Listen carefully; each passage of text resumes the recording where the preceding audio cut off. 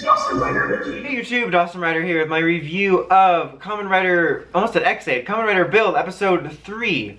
So I thought that this week's episode continued the really solid momentum that we've had since the beginning. And we're only 3 in, but I've really been enjoying it a lot, and 3 was no exception. I feel like maybe not quite as much happened, or at least it felt like 1 and 2 were a little bit more heavy with setting things up and getting some balls rolling. And this definitely continued the same momentum. Like, I didn't feel like we came to a weird halt or settled into any kind of formula, but it definitely just felt like there was a little bit less happening, which was good in some senses. But I just enjoyed the episode. Like, the main takeaway from the episode was we found out the name of the enemy group, or one of the enemy groups, is Faust. And we have this lead we're running down with this dude who helped set Ryuga up. And he's become a smash after he talked to Ryuga on the phone. But Ryuga and Reporter Girl, who's, I'm still with the names, are on the way to see his family on a boat. And then, like, the other main event was the debut of Hawk Gatling, which had a little bit more, like I said last week, this is more of a series where there's less need to be a story around, like, ability forms, because there's no, like, historical figure or anything attached to him. But there was a little bit more to it than just, which I appreciated with Gorillamon. I thought it was fun to have him discover it in the heat of battle. But Hawk Gatling was accidentally found by Ryuga when they were explaining to him, like, oh, here's how we find best matches. And he's like, oh, like this? And then he found a best match. And he just used the logic of, like, basically machine and animal and, you know, probably basing it off of Rabbit Tank. But so we found that, and then we debuted it later, and it's a pretty cool form. I dig it, and I dig, like, the way it's used and the Gatling gun and all that stuff. I thought it was fun.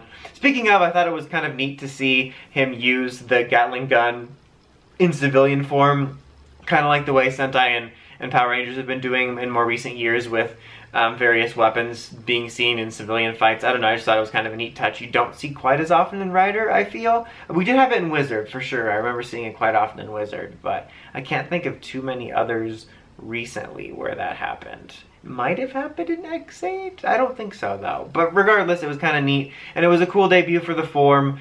And like they showed on the, I think I just mentioned this, but like that they have the little thing. Not only can the driver, like, sort of test for best matches, obviously, but they have a little thing on the wall that tests it.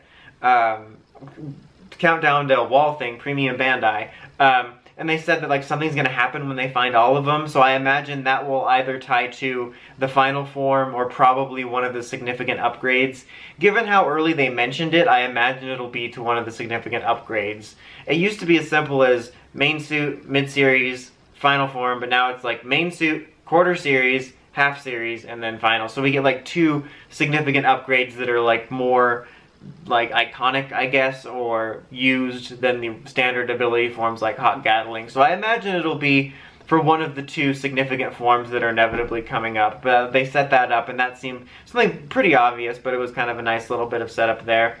Something else I wanted to bring up is, again, still trying to, in the stage where I'm remembering the names. I got Ryuga's down. And Saito is confusing me because it's the name of the district too? Or it's like similar? I don't know. But I just keep calling him Build. Anyway, the girl that makes the bottles has basically like an idol channel, like she's a YouTube idol. And she uses her fans to get information about cases and stuff, which I thought was really kind of interesting and kind of funny. It ventures into the territory where I find some of it amusing, some of it annoying, but the thing I found funny about it is I feel like she's like an opposite, she's like a Bizarro Poppy, where Poppy's real personality was Poppy, who was like on animated character all the time, and then she had Asuna as like the blending in everyday boring character, and hers seems to be that her real persona is actually this more laid back, I'm gonna take a nap girl, and then her idol persona is like, you know, kind of like Poppy. Not exactly, but you know what I mean. It's just like opposite, where Poppy's real person was the animated cartoon, and her fake persona is the animated cartoon. So I don't know how prevalent that'll be throughout the series, but I just kind of thought about that in this episode. But I thought it was kind of a funny, unique way for her to be getting information on, like, either investigations they're running or smash sightings and stuff like that. But yeah, not a whole lot else happened. I mean, the beginning of the episode had them saving a smash that was like a mother, which I think it's interesting to have the smash be, I can't remember a case, I mean, I'm sure there's been them, but I'm having a hard time remembering in recent years where the monsters were people where it was more so out of their control. Because usually it's something more like with Yummies, it was like they sort of formed a contract in a way. Same thing with like Imagines. But then you have stuff like the Dopants and the Zodiarts and stuff like that where it was the people sort of choosing to become this monster. I guess you could say Invest, but that's a little bit different because it was like a permanent change. You know, like the first enemy they fought was Koda's friend, and he ate the fruit, turned into a monster, and there was no cure. But I just can't think of one in recent memory where it's like, there is a person that's turned into the monster of the week, but they're not like being manipulated or controlled and aren't really choosing to do this, like something like a Dopant or a Zodiac. So I found that interesting because like she wasn't in control at all and he saved her, and then it was his decision to save her that benefited later to Ryuga, and she helped them get the boat.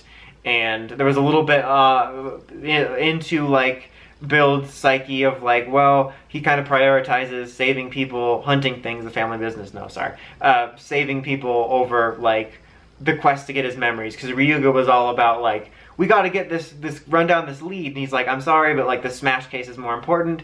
And I thought it was well done. He talked about how like saving people puts a smile on his face, a crinkly smile face, and like I said, it's too early really to get a full read, but I'm enjoying him at the moment. I think he's a good balance of sort of having morals, but also being a little bit sarcastic, where it doesn't feel like he's overly like sickeningly good, if that makes any sense. Like where it's unrealistic. Like there's people that are really, really good people where they're like hardly have any kind of, you know, bad bone in their body, but often in cases with certain characters it feels unreal. Or same thing with Power Rangers. So at the moment I do enjoy him because he does have that moral backbone, but he also has a bit of sarcasm where he's not like the type of person that would use a sarcastic quote on someone and then feel bad for it. So I do like him still. My point of that little ramble was that I think at the moment, like in this episode where he kind of got more moral and spewing out things, I wasn't really bothered by it. I think it's well done at the moment and sort of gives an inside look to him where he's definitely wanting to find out about this conspiracy and about his memories, but he's prioritizing using the abilities that he has to help people. But anyway, overall, I don't have too much else to say. I felt I even talked more than I thought I would because I felt this was more a few bullet points, but I thought it was still a continuous good movement for the series. I give it an 8.5. I'm really looking forward to each episode each week. I really hope I can keep my interest like this. Anyway, that's about it. Until next time, don't forget to like, comment, subscribe. It's Dawson Rider, signing out.